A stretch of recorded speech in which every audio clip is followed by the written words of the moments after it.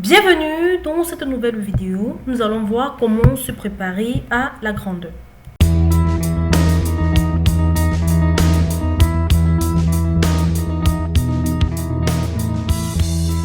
Imaginez que votre responsable vous demande de créer un tableau de bord qui lui indique tout ce qu'il doit savoir sur les abonnements aux services mensuels. Est-ce que vous sautez à l'action et giflez l'ensemble de ce que vous vient à l'esprit? Ou encore, est-ce que vous avez une idée de ce qu'il veut voir et espère que c'est utile? Ces questions semblent ridicules, mais ce type de situation se produisent plus que vous ne le pensez. Cela amène à une des étapes clés de la préparation du tableau de données, du tableau de bord, qui est la collecte des données des utilisateurs. Dans le monde non informatique de l'analyse Excel, les besoins des utilisateurs sont pratiquement inutiles en raison du changement soudain dans la portée du projet, de changements constants dans les propriétés et de la modification des délais. Le rassemblement des besoins des utilisateurs est considéré comme un travail fastidieux et une perte de temps précieux dans un environnement professionnel en constante évolution. Considérez combien de fois un gestionnaire vous a demandé une analyse et a dit ensuite non, je voudrais dire ça, ou encore maintenant que je le vois, je réalise que j'en ai besoin. Aussi frustrant que cela puisse être pour une seule analyse, imaginez-vous le rencontrer encore et encore lors de la création d'un tableau de bord complexe avec plusieurs processus d'intégration de données. La question que vous devez vous poser est si vous préférez passer votre temps sur le front à répondre aux questions des utilisateurs ou encore passer du temps à repenser au tableau de bord que vous détestez sûrement. Le processus de collecte des besoins des utilisateurs ne doit pas nécessairement être trop compliqué ou formel. Alors, je vais tout simplement vous donner de suite quelques conseils simples à suivre pour vous assurer que vous avez une idée précise de la fonction du tableau de bord. Premièrement, vous devez définir la cible et le but du tableau de bord. Il est probable que votre responsable ait été invité à créer le mécanisme de reporting et vous a confié la tâche. N'ayez pas peur de vous renseigner sur la source de la demande initiale. Parlez au demandeur de ce qu'il demande. Discutez de l'objectif du tableau de bord et des déclencheurs qui les ont amenés à demander un tableau de bord en premier. Après avoir discuté de la question, vous constaterez peut-être qu'un simple rapport Excel répond à leurs besoins, évitant de recourir à un tableau de bord complet. Si un tableau de bord est justifié, parlez-en avec les utilisateurs finaux. Prenez le temps de rencontrer quelques utilisateurs finaux pour discuter de la manière dont ils utiliseraient le tableau de bord. Le tableau de bord sera-t-il utilisé comme outil de performance pour les responsables régionaux? Ça, c'est aussi une question. Donc, le tableau de bord permettra-t-il de partager les données avec les clients externes? Parlez de ces fondamentaux avec les bonnes personnes, aide à aligner vos pensées et à éviter la création d'un tableau de bord ne répondant pas aux exigences requises. Deuxièmement, vous devez délimiter les mesures pour le tableau de bord. La plupart des tableaux de bord sont conçus autour d'un ensemble de mesures ou indicateurs de performance clés que nous allons abréger ici IPC. Un IPC ou encore un indicateur de performance clé est un indicateur de la performance d'une tâche considérée comme essentielle aux opérations ou processus quotidiens. L'idée est qu'un indicateur de performance clé révèle une performance qui, en dehors de la plage normale, pour une mesure particulière, il signale donc souvent le besoin d'attention et d'intervention. Bien que les mesures que vous placez dans vos tableaux de bord ne soient pas officiellement appelées IPC, elles ont sans aucun doute le même objectif, c'est-à-dire attirer l'attention sur les problèmes. Comme vous pouvez le constater, j'ai tout simplement mis mes chiffres sur mon point. Et de même au niveau du parc national, au niveau des index. Les mesures utilisées sur un tableau de bord doivent absolument apporter l'objectif initial de ce tableau de bord. Par exemple, si vous créez un tableau de bord axé sur les processus de la chaîne d'approvisionnement, il n'est pas logique que des données sur les ressources humaines soient intégrées. Donc, il est généralement recommandé d'éviter que vos tableaux de bord contiennent des données faciles à connaître, simplement pour remplir des espaces blancs ou parce que les données sont disponibles.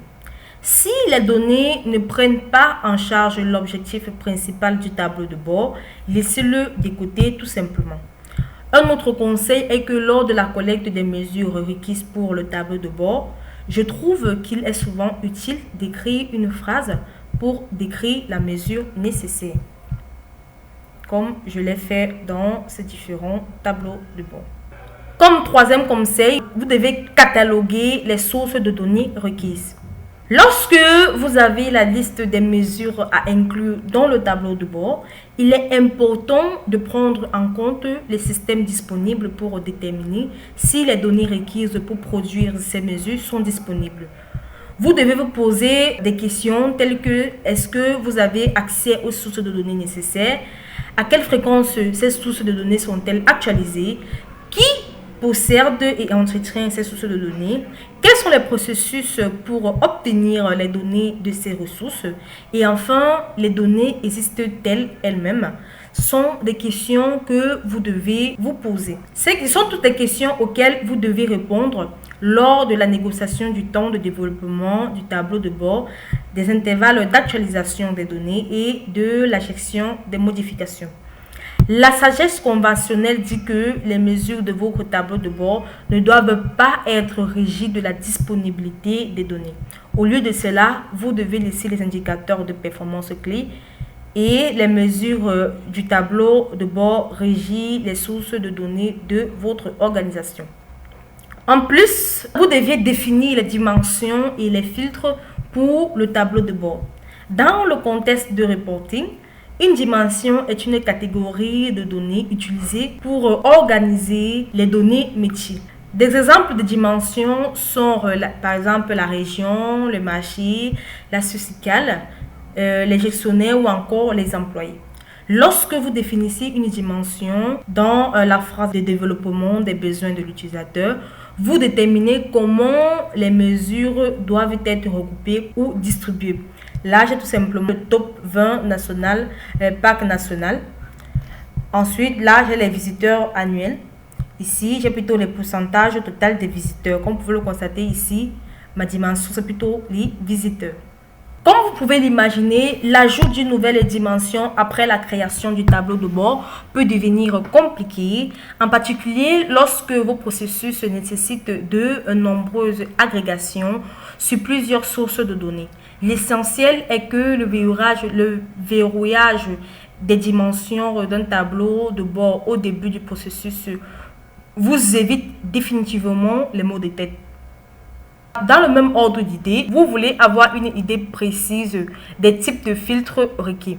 Dans le contexte des tableaux de bord, les filtres sont des mécanismes qui permettent de restreindre la portée des données à une seule dimension.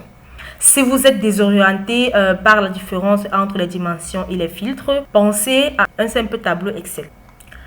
Comme autre conseil, vous devez définir le besoin de fonctionnalités de recherche détaillées.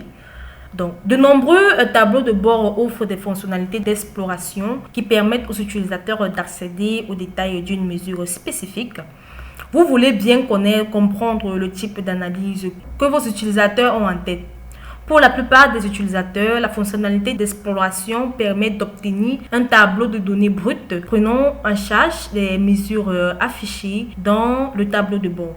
Bien que l'obtention de données brutes ne soit pas toujours pratique ou possible, la discussion de ces demandes vous permettra au minimum de parler à vos utilisateurs de rapports supplémentaires, de liens vers d'autres sources de données et d'autres solutions susceptibles de les aider à obtenir les données dont ils ont besoin.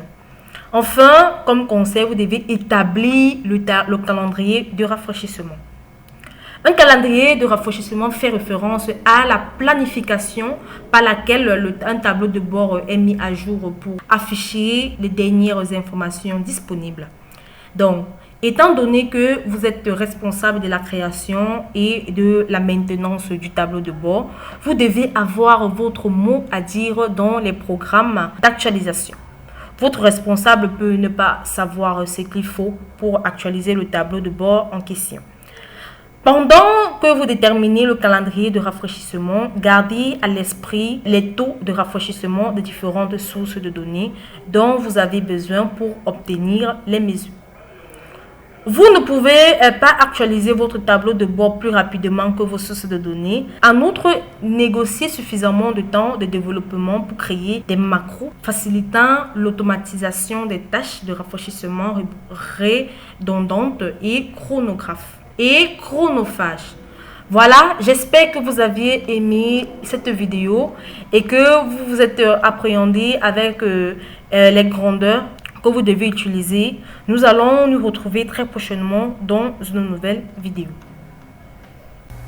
J'espère que vous avez aimé cette vidéo de l'entreprise Excel Corpo, entreprise spécialisée dans les prestations de services Microsoft Excel. Si vous avez aimé cette vidéo, n'oubliez pas de vous abonner et de cliquer sur le bouton j'aime et ensuite de la partager. Si vous avez des questions à poser, vous soyez libre de les poser dans l'espace commentaire. Nous allons nous retrouver très prochainement dans une nouvelle vidéo.